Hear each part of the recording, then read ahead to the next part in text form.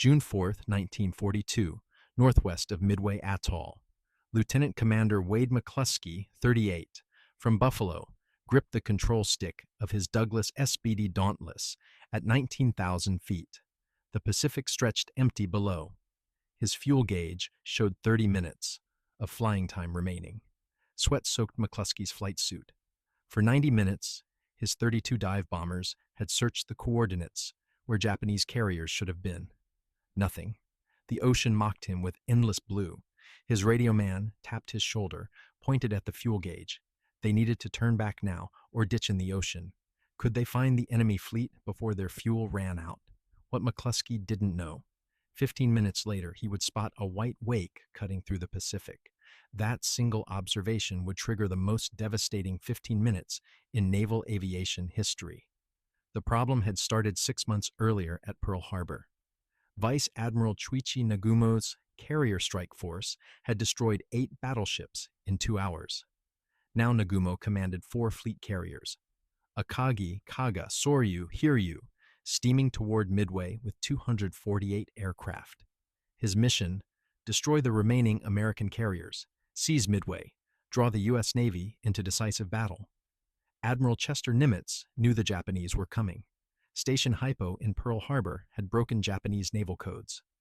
Nimitz positioned 3 carriers: Enterprise, Hornet, Yorktown, northeast of Midway.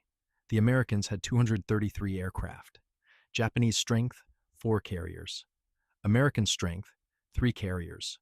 1 damaged at Coral Sea. Japanese pilots, veterans with 300 combat hours. American pilots, many had never dropped a bomb on a moving target. The mathematics favored annihilation. At 0430 hours on June 4th, Nagumo launched 108 aircraft against Midway's installations. His carriers steamed in box formation, destroyers screening the perimeter. Nagumo kept 93 aircraft on deck, armed with torpedoes for attacking American ships. Standard doctrine: keep a reserve strike force ready. At 0520, Nagumo received the report he expected. Midway's defenses were tough. His strike commander requested a second wave. Nagumo faced a decision. His reserve aircraft carried torpedoes optimized for ships. Converting them to bombs for land targets required 90 minutes. Nagumo checked the search plane reports. No American carriers detected within 250 miles. He ordered the conversion. Mechanics swarmed the hangar decks, removing torpedoes, wheeling up bombs. The deadly ordnance sat exposed on the hangar decks. Fueling hoses snaked across the steel floors. At 0728, a Japanese search plane radioed 8 words that changed everything. Enemy surface force sighted. Appears to include 1 carrier. Nagumo froze. His reserve strike force was half converted. Bombs sat beside torpedoes. His first wave aircraft were returning, fuel tanks nearly empty, some shot up and needing immediate landing. He couldn't launch a strike. He couldn't recover his returning aircraft. American carriers were 200 miles away, moving closer. Nagumo made his choice: recover the Midway strike force first, then rearm with torpedoes, then launch against the American carriers. The decision cost him 90 minutes. Those 90 minutes would cost him everything. The first American attack came at 0820. 15 torpedo bombers from Hornet, led by Lieutenant Commander John Waldron, 41, from South Dakota. Waldron had argued with his air group commander the night before about the attack course. Waldron insisted the Japanese would be farther west. He was right. His squadron found the carriers. 0 fighters swarmed them. Within 6 minutes, all 15 Hornet torpedo bombers burned in the ocean. Waldron died in his cockpit. Ensign George Gay, 25, the sole survivor, treaded water and watched what happened next. 14 torpedo bombers from Enterprise attacked at 0840. 0 fighters shot down 10. No hits. 12 torpedo bombers from Yorktown attacked at 0905. 0 fighters killed 10 more. No hits. In 90 minutes, 41 American torpedo bombers attacked. 41 torpedoes missed or malfunctioned. 35 aircraft burned. Nagumo's carriers maneuvered freely, untouched. Japanese sailors cheered. American attacks had been slaughtered. The Zero fighters climbed back toward the carriers to refuel and rearm. Victory seemed inevitable. At 0918, Nagumo's flight decks were chaos. Returning aircraft landed continuously. Refueling hoses stretched across every deck. Bombs and torpedoes sat in clusters, waiting for mechanics to complete the rearming. The strike force against the American carriers would launch in 30 minutes. McClusky's fuel gauge showed 15 minutes remaining. His wingmen were lower. Some would ditch in the ocean before reaching Enterprise. McClusky scanned the empty ocean one final time. At 0920, he spotted it. A lone Japanese destroyer steaming northeast at full speed. The ship was racing to rejoin the main fleet. McClusky followed the wake. Would anyone make it out alive? The Douglas SBD Dauntless had saved the United States Navy, but few admirals wanted it. In 1938, when Douglas Aircraft proposed the scout bomber concept, battleship commanders called it underpowered. The prototype carried one 1,000-pound bomb, cruised at 152 miles per hour, and looked like a pregnant duck. Navy pilots requested faster fighters. Navy admirals requested bigger battleships. Chief of Naval Operations, Admiral Harold Stark, approved limited production anyway. By December 1941, the Navy had 584 Dauntlesses. Pearl Harbor eliminated the battleship debate immediately. Carriers became the primary striking force overnight. The Dauntless became the only dive bomber available in sufficient numbers. The aircraft worked through brutally simple physics. A level bomber at 10,000 feet dropped bombs that followed a ballistic arc, hitting within 200 yards of the aim, point under perfect conditions. Ocean combat eliminated perfect conditions. Wind, target movement, altitude variations turned level bombing into statistical guesswork. At Midway, Army B-17 bombers dropped dozens of bombs from high altitude. 0 hits. The Dauntless dove at 70 degrees. The pilot aimed the entire aircraft at the target, released at 500 feet, and pulled out. Accuracy improved to within 50 feet. The dive brake, perforated flaps that extended from the wings, controlled the descent speed, preventing the aircraft from accelerating past 280 miles per hour, where control became impossible. Lieutenant Commander Clarence Wade McClusky had proven the concept accidentally. In April 1942, during the Doolittle raid preparation, McClusky led Enterprise fighters escorting bombers toward Tokyo. Weather forced the mission to scrub. On return, McClusky's division encountered a Japanese patrol boat. McClusky dove his fighter at the vessel, strafing, watching his bullets bracket the target exactly where he aimed. The experience planted the seed. Diving attacks delivered precision. Could the Dauntless turn the carrier battle? The answer would come in minutes. At 0922 on June 4th, McClusky's 32 Dauntlesses reached Nagumo's formation. McClusky counted 4 carriers below, each longer than 3 football fields. Akagi and Kaga steamed in the center. Soryu and Hiryu maneuvered to the north. 0 fighters swarmed at low altitude, still climbing back from slaughtering the torpedo bombers. The Japanese hadn't spotted McClusky's aircraft 19,000 feet above. McClusky selected Kaga, the nearest carrier. He radioed his squadron commanders. Lieutenant Dick Best, 31, would attack Akagi. McClusky would hit Kaga. Yorktown's dive bombers, approaching from the southeast, would strike independently. The timing was coincidence. The torpedo bomber attacks had drawn every 0 fighter to sea level. The Dauntlesses owned the sky. McClusky pushed over at 922. His Dauntless accelerated through vertical, the dive brakes screaming. Kaga filled his windscreen. The carrier's flight deck stretched 812 feet, packed with aircraft being refueled and rearmed. McClusky could see mechanics running between planes, fuel hoses, stacked ordnance. The carrier was a floating ammunition depot. He released at 1,800 feet. His 1,000-pound bomb dropped free. McClusky pulled out at 400 feet, his vision graying from G-forces. He leveled and looked back. His bomb hit Kaga's flight deck amidships. The explosion was modest, 1,000 pounds of high explosive. Then Kaga's ready ammunition cooked off. The detonation consumed the forward half of the flight deck. Fueled aircraft exploded in sequence. Torpedoes detonated. Aviation fuel ignited, creating a river of fire that flowed across the deck and into the open hangar below. Within 30 seconds, Kaga transformed into a floating volcano. Best's 3 Dauntlesses attacked Akagi simultaneously. Best's bomb hit aft of the carrier's island, penetrating the flight deck and detonating in the upper hangar. The blast ignited stored torpedoes. Fire spread through both hangars within minutes. Akagi's crew fought desperately, but the heat melted the fire control systems. Water pressure failed. By 0930, flames reached Akagi's bridge. Yorktown's 17 Dauntlesses, led by Lieutenant Commander Maxwell Leslie, 32, attacked Soryu. Leslie's bomb release mechanism had malfunctioned earlier. He dove without a bomb. His wingmen compensated. 3 bombs hit Soryu within 2 minutes. The first penetrated near the forward elevator, exploding among 18 fueled bombers in the hangar. The second hit amidships, rupturing aviation fuel tanks. The third hit aft, destroying the engine room uptakes. Soryu burned from bow to stern within 4 minutes. At 0926, 4 minutes after McClusky pushed over, 3 Japanese carriers were destroyed. Akagi would burn until 0500 the next morning before sinking. Kaga sank at 1925 that evening. Soryu capsized at 1913. The 4th carrier, Hiryu, maneuvered north during the attack.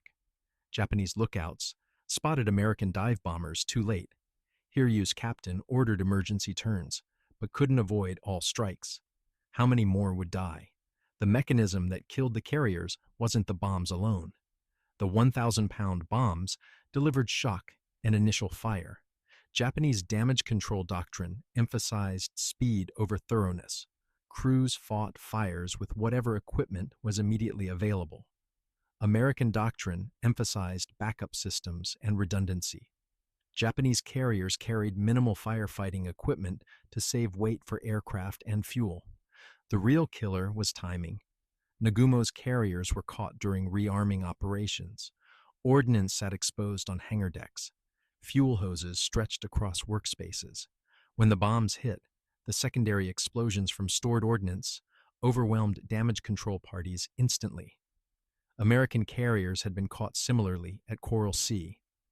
Yorktown survived because damage control parties had closed fuel valves and jettisoned ordnance before Japanese bombs hit. The Dauntless achieved what torpedo bombers couldn't because of attack geometry. Torpedo bombers approached at 100 feet altitude, slow, straight courses required for torpedo release. 0 fighters intercepted easily. Dive bombers attacked from 19,000 feet, too high for fighters already committed at sea level. The dive itself, 70 degrees at 280 miles per hour, gave fighters perhaps 20 seconds to intercept. Insufficient time. The advantage compounded with American radio discipline. McClusky's squadrons maintained radio silence until the attack began. Japanese radar was primitive. Visual observation remained primary. By the time Japanese lookouts spotted the Dauntlesses, the aircraft were already diving. Before Midway, American carrier doctrine emphasized massed, coordinated strikes. All available. Aircraft, fighters, dive bombers, torpedo bombers, would launch together, rendezvous, and attack simultaneously. Theory was sound. Practice was impossible. Different aircraft types had different cruise speeds and ranges. Rendezvous consumed time and fuel.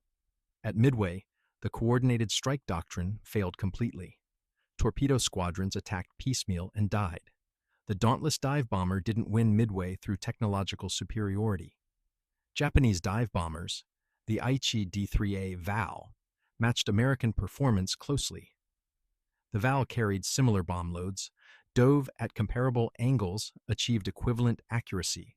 What separated survival from annihilation was pilot training and tactical adaptation under desperate circumstances.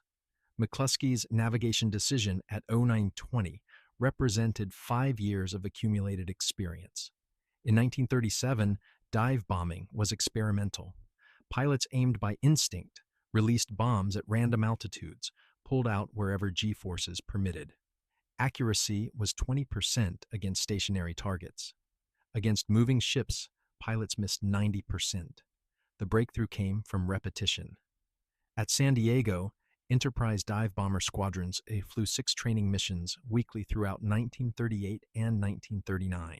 Each pilot dropped practice bombs, blue-painted 100-pounders filled with sand, until the dive sequence became automatic. Push over at 15,000 feet. Extend dive breaks at 60 degrees. Center the target in the bomb site. Compensate for wind. Release at 2,000 feet. Pull out at 500 feet. Repeat. Lieutenant Earl Gallagher, 35, Enterprise's senior dive bomber pilot, developed the checklist that standardized the technique. Gallagher had flown dive bombers since 1934, accumulating 400 practice dives. His innovation was mathematical. He calculated that a 70-degree dive at 280 miles per hour gave the pilot exactly 5.2 seconds between release and pullout, 5 seconds to verify the bomb was tracking properly, 5 seconds to assess if the pullout would clear the target's superstructure. The timing was crucial. Release too early. The bomb fell short. Release too late. Insufficient altitude remained to pull out safely. Release at wrong speed. Dive brakes not fully extended or target in a turn. The bomb missed by 100 feet. Gallagher's checklist eliminated variables. Every pilot memorized the sequence. Every pilot practiced until the timing became muscle memory. First combat test came at Marcus Island, March 4, 1942. Enterprise launched dive bombers against Japanese installations. The island was heavily defended. Anti-aircraft fire filled the sky. Gallagher led the 1st Division. He pushed over at 14,000 feet, dove through flak, released at 1,500 feet. His bomb hit the primary building dead center. Of 18 bombs dropped, 16 hit within 50 feet of aim points. The success validated the training regimen, but revealed a critical weakness. Anti-aircraft fire forced pilots to vary dive angles and release altitudes. Standard training assumed ideal conditions. Combat eliminated ideal conditions instantly. Pilots needed to adapt the dive sequence in real time while under fire. Could they survive when conditions deteriorated? Commander Eugene Lindsay addressed the problem during April 1942 training. Lindsay commanded Enterprise Torpedo Squadron, but the challenge was universal. He proposed stress inoculation, training missions that deliberately introduced chaos. Pilots would practice dives with smoke obscuring targets, practice with aircraft systems deliberately malfunctioning, practice with artificial time pressure. The goal was building decision-making capability under degradation. At 0840 on June 4th, Lindsay led his torpedo squadron against Nagumo's carriers. 0 fighters swarmed his formation. Lindsay's aircraft took 20mm cannon hits through the engine. The engine seized. Lindsay continued his torpedo run, flying a dead stick glide toward Kaga. He released his torpedo at 800 yards. 0 fighters killed him 3 seconds later. The torpedo missed, but Lindsay's attack drew fighters away from the northern approach vector. McClusky's dive bombers used that vector 40 minutes later. The torpedo bomber sacrifice wasn't coordinated. Waldron's, Lindsay's, and Massey's squadrons attacked independently, each commander following his own navigation and timing. The attacks were slaughtered individually. Collectively, they created the conditions for dive bomber success. 0 fighters descended to sea level, pursuing torpedo bombers. Fighter fuel consumption at low altitude was extreme. By 0920, many Zeros needed to return to their carriers immediately to refuel.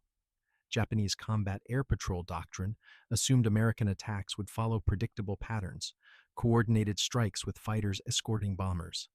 When American torpedo bombers attacked without fighter escort, Japanese commanders concluded American coordination had collapsed completely.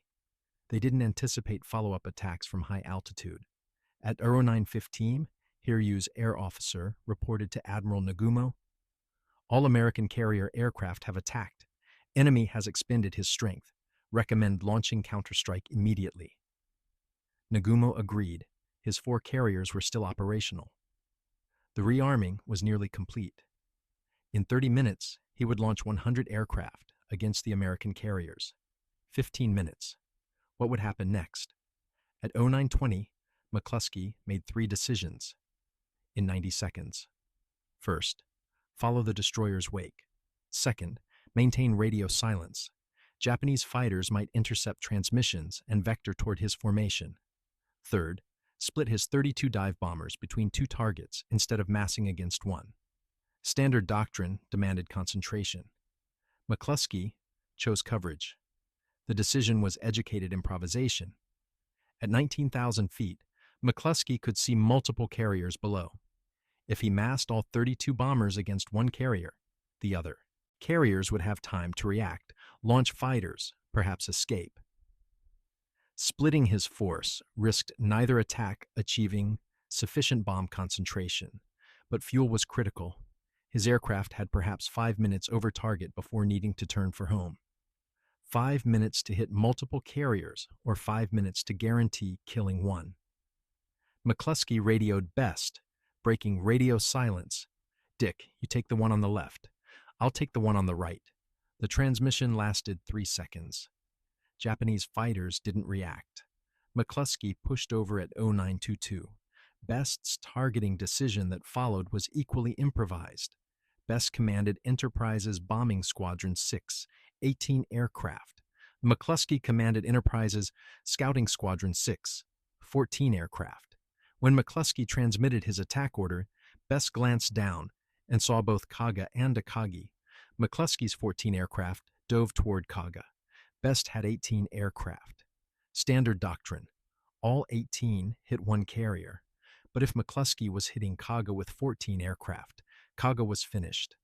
Best pulled his 2 wingmen out of the dive and retargeted Akagi.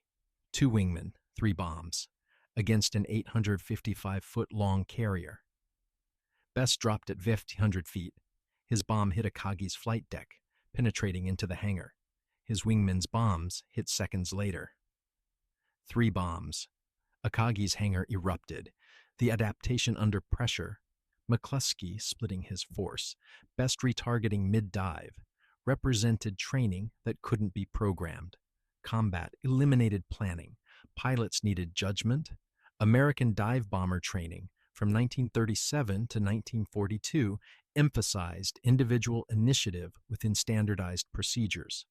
Japanese training emphasized perfect execution of predetermined tactics. When circumstances deviated from the plan, American pilots adapted. Japanese pilots followed doctrine. Petty Officer Abe Zenji detected the first bomb at 0922. Abe manned Kaga's aft anti-aircraft position, scanning the sky through binoculars. For 90 minutes, he'd watched 0 fighters slaughter American torpedo bombers below. The ocean was littered with burning aircraft. Abe thought the battle was finished. Then sunlight glinted off metal directly above. Abe focused his binoculars upward and saw 30 dark shapes dropping vertically through the sky like arrows. He grabbed the battle phone and screamed the warning. Too late.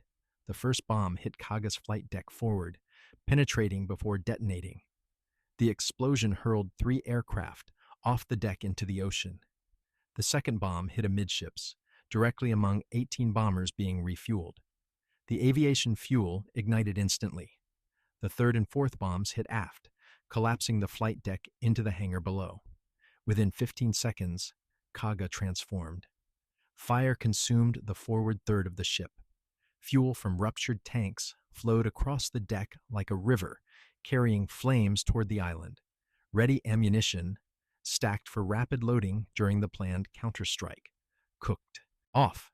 20-millimeter rounds detonated like firecrackers.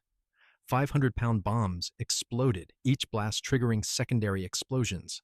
Abe abandoned his gun station and ran forward. The deck was chaos. Burning men staggered blindly. Aircraft fuel created pools of fire that flowed toward open hatches. Abe reached a damage control station and grabbed an extinguisher. The foam lasted 8 seconds before depleting. The fire expanded. He grabbed a water hose. No pressure. The bomb hits had severed the main fire supply lines. How long could they hold out? Kaga's executive officer, Commander Amagai Takahisa, reached the bridge at 0925. Captain Okada Jisaku stood at the forward windows, watching the flight deck burn. Amagai reported, "Forward hangar is completely engulfed. Fire control parties cannot approach. Aft hangar is contained for now, but spreading. Engineering reports main power is intact, but damage control systems are offline." Okada had commanded Kaga for 8 months. He knew his ship. The flight deck fire was catastrophic, but potentially controllable if damage control parties could access the hangar below. But with fire control systems failed, the hangar was inaccessible. The fire would spread to the second deck within minutes. Once fire reached the lower decks where aviation ordnance was stored, the ship was finished. Okada ordered engineering to maintain full power. If Kaga could keep moving, the wind across the deck might blow the fire aft, away from the magazines. Damage control parties could potentially create a fire break amidships. It was desperate. It was the only option. Below decks, Chief Engineer Lieutenant Commander Orita fought to keep the engines running. The bomb that hit amidships had penetrated 3 decks before detonating. The blast severed steam lines to the forward turbines. Orita isolated the damaged sections and routed power through the aft engine room. Kaga's speed dropped from 30 knots to 18, still enough for steerage. Orita's engine room crew worked in 130-degree heat. Steam leaks hissed everywhere. The deck above them, the third deck, was where aviation ordnance was stored. If fire reached those magazines, the detonation would consume the entire ship instantly. Orita posted lookouts at each access ladder. The orders were simple. At first sign of smoke from above, evacuate immediately and seal all hatches. At 0934, smoke began filtering through the overhead vents.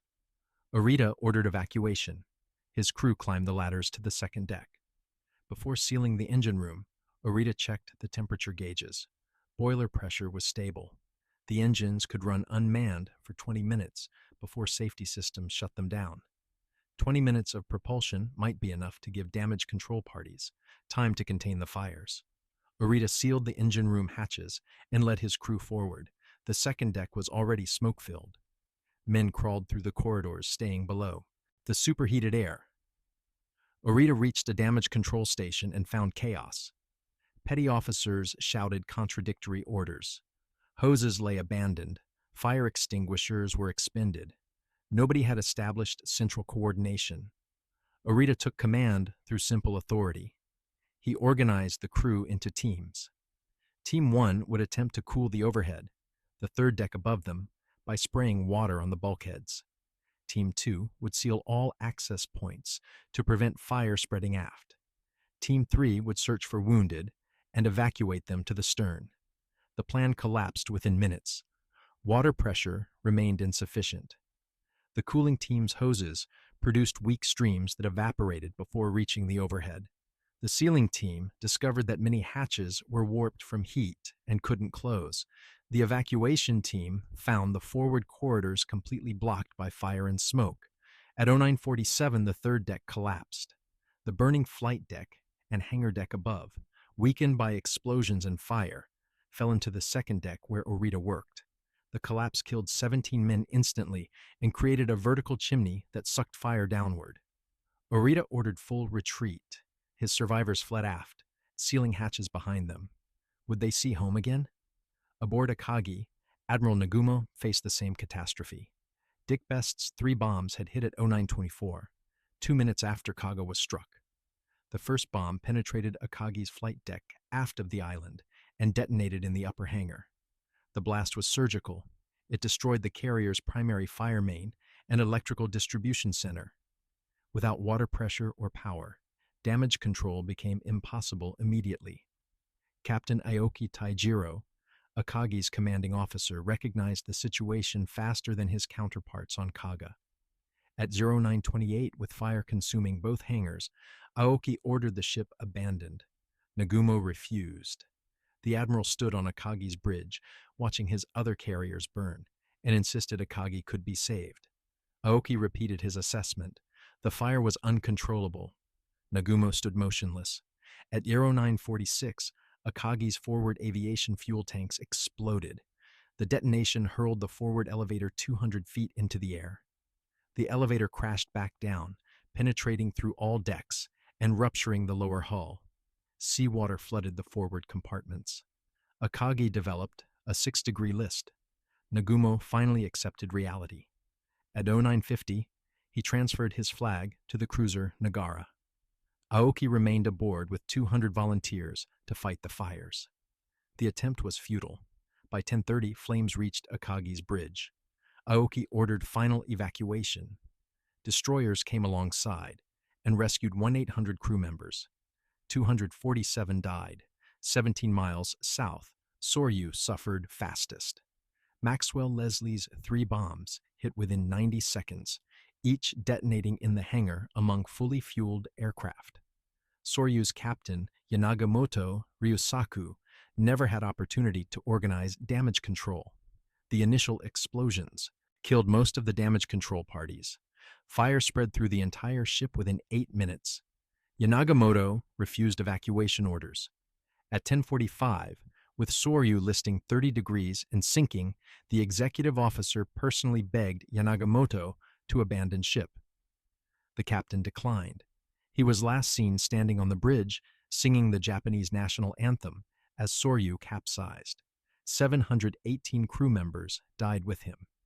At 1100, 3 of Nagumo's 4 carriers were burning hulks. But Hiryu remained operational. The 4th carrier had maneuvered north during the initial attack and escaped damage.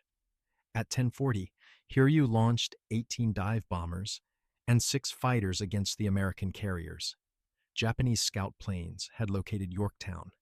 The strike hit Yorktown at 12:05. 3 bombs penetrated the flight deck. The first destroyed Yorktown's boilers. The second started fires in the hangar. The third ruptured the hull below the waterline. Yorktown slowed to 6 knots, listing 23 degrees. American damage control parties performed brilliantly. They had Yorktown's fires contained by 1240, and the list corrected to 16 degrees. The carrier might survive. Hiryu launched a second strike at 12:45. 10 torpedo bombers, 6 fighters. They found Yorktown at 14:20. 2 torpedoes hit the carrier's port side. The hull ruptures were catastrophic. Yorktown's list so increased to 26 degrees. Captain Elliot Buckmaster ordered abandoned ship at 1500. Yorktown remained afloat, but dead in the water. Could anything stop them? Enterprise scouts located Hiryu at 14:45. The 4th Japanese carrier steamed northwest, preparing a 3rd strike. Enterprise and Hornet launched every available dive bomber, 24 aircraft. Lieutenant Earl Gallagher led the attack. Gallagher found Hiryu at 1700. The carrier maneuvered violently, having learned from watching her sister ships die. 0 fighters climbed to intercept. Gallagher's dive bombers pushed through. 4 bombs hit Hiryu between 1703 and 1705. The bombs penetrated into both hangars, igniting the aircraft being prepared for the 3rd strike against American carriers. Hiryu's damage control parties fought desperately, but the pattern repeated. Aviation fuel fed the fires. Ready ordnance cooked off. Fire spread faster than crews could contain it. By 1730, Hiryu was dead. The carrier burned through the night. At Yoro 2:30 on June 5th, Japanese destroyers scuttled Hiryu with torpedoes. The carrier rolled over and sank at 0510, taking 416 crew members down. 4 fleet carriers, all destroyed within 24 hours. The Imperial Japanese Navy had started June 4th with mobile striking power that dominated the Pacific. By dawn on June 5th, that power was eliminated. During June 4th, 1942, American dive bombers sank 4 Japanese fleet carriers, Akagi, Kaga, Soryu, and Hiryu. This represented 60% of Japan's frontline carrier strength. The Japanese Navy had started the Pacific War with 10 carriers of all types. After Midway, 6 remained, but only 2 were fleet carriers comparable to American Essex-class vessels under construction. The loss wasn't simply numerical. Akagi, Kaga, Soryu, and Hiryu carried 248 aircraft operated by the most experienced naval aviators in the world. Many Japanese pilots at Midway had flown combat missions since 1937 in China and 1941 at Pearl Harbor. Average experience, 800 flight hours. When the carrier sank, 110 pilots and 144 aircrew died. Japan's pilot training program produced 100 new carrier pilots annually. Replacing the lost experience would require 3 years minimum. How many more would die before the war ended? The strategic impact cascaded through 3 levels. Tactically, the United States eliminated Japan's offensive carrier striking force. After Midway, Japan never again mounted a multi-carrier offensive operation. Operationally, the battle secured Hawaii and broke Japanese momentum across the Pacific. Japan's planned invasion of Fiji and Samoa, designed to cut American supply lines to Australia, was canceled permanently. Strategically, the loss ratio became unsustainable. Japan's industrial capacity produced 4 fleet carriers during the entire war. American shipyards produced 24 Essex-class fleet carriers between 1942 and 1945. The dive bombers' effectiveness at Midway influenced naval aviation doctrine globally. Before June 4th, battleships remained the theoretical decisive weapon. Naval strategists assumed carrier aircraft would weaken enemy fleets before battleships delivered killing blows through gunfire. Midway proved carriers could achieve decision independently. The battleship era ended not through gradual obsolescence, but through sudden demonstration. American carrier doctrine evolved immediately. Pre-Midway planning emphasized coordinated strikes with all aircraft types attacking simultaneously. Post-Midway analysis showed that coordination was less important than concentration of striking power. Dive bombers attacking independently achieved better results than mixed formations attacking together. By 1943, American carrier task forces standardized on dive, bomber-heavy air groups with reduced torpedo bomber complements. The SBD Dauntless remained frontline equipment through 1944. The aircraft participated in every major Pacific carrier battle: Eastern Solomons, Santa Cruz, Philippine Sea, Leyte Gulf. Production continued until July 1944 with 5,936 built. The replacement, the Curtiss SB-2C Helldiver, was faster and carried heavier bomb loads, but proved mechanically unreliable. Many pilots preferred the older Dauntless through 1945. Japanese carrier Aviation never recovered from Midway's losses. The immediate problem was numerical. Japan commissioned 2 fleet carriers in 1942 to replace the Midway losses, but both were smaller and carried fewer aircraft. The larger problem was qualitative. Japanese pilot training standards declined steadily after June 1942. Pre-Midway pilots trained for 18 months before carrier qualification. By 1944, training periods dropped to 3 months. American pilots received longer training as the war progressed, from 4 months in 1942 to 8 months by 1944. Wade McClusky survived the war. He received the Navy Cross for his actions at Midway, his decision to follow the destroyer's wake, and his choice to split his attack force between 2 carriers demonstrated tactical judgment that couldn't be reduced to doctrine. McClusky retired as a Rear Admiral in 1956. He died in 1976, aged 72. Dick Best flew 1 more combat mission after Midway before medical issues grounded him permanently. The oxygen system in his Dauntless malfunctioned during the June 4th attack, causing caustic soda inhalation that damaged his lungs. Best developed tuberculosis and spent the next year in hospitals. He survived, worked as a defense contractor after the war, and died in 2001, aged 91. Best was the only pilot who landed bombs on 2 Japanese carriers at Midway, his hit on Akagi and his wingman's hits on Kaga under his command. Maxwell Leslie commanded Yorktown's dive bombers through 1943. His mechanical bomb release failure on June 4th, which caused him to dive without dropping, probably saved his life. Leslie pulled out of his dive at higher altitude than pilots who released bombs, and thus avoided the worst anti-aircraft fire. He retired as a Rear Admiral in 1956. Earl Gallagher, who led the evening strike against Hiryu, flew combat missions through 1944. He survived being shot down twice, once at Santa Cruz and again over Rabaul. Japanese forces captured him after the Rabaul incident. Gallagher spent 16 months in prisoner of war camps before liberation in August 1945. He died in 1955, aged 48, from complications related to his POW experience. John Waldron's body was never recovered. The Navy named a destroyer escort, USS Waldron, in his honor. Waldron's widow received his posthumous Navy Cross. The sole survivor of Waldron's torpedo squadron, Ensign George Gay, was rescued by a PBY Catalina on June 5th, after treading water for 30 hours. Gay survived the war, became a commercial pilot, and died in 1994. Modern analysis of Midway focuses on intelligence success and Japanese operational errors. Station Hypo's code breaking gave Admiral Nimitz complete knowledge of Japanese plans. Admiral Yamamoto's decision to divide Japanese forces reduced concentration. Admiral Nagumo's carrier handling during the attack phase left his ships vulnerable. All factors contributed to American victory, but tactical execution determined the outcome, when 3 of 4 American torpedo squadrons died without achieving results. American carrier striking power depended on dive bombers alone. McClusky's navigation found the Japanese carriers. His tactical decisions placed dive bombers over target at the precise moment when Japanese defenses were weakest. His pilots executed their attacks with accuracy that destroyed 3 carriers in 4 minutes, 4 carriers burning in the Pacific sun.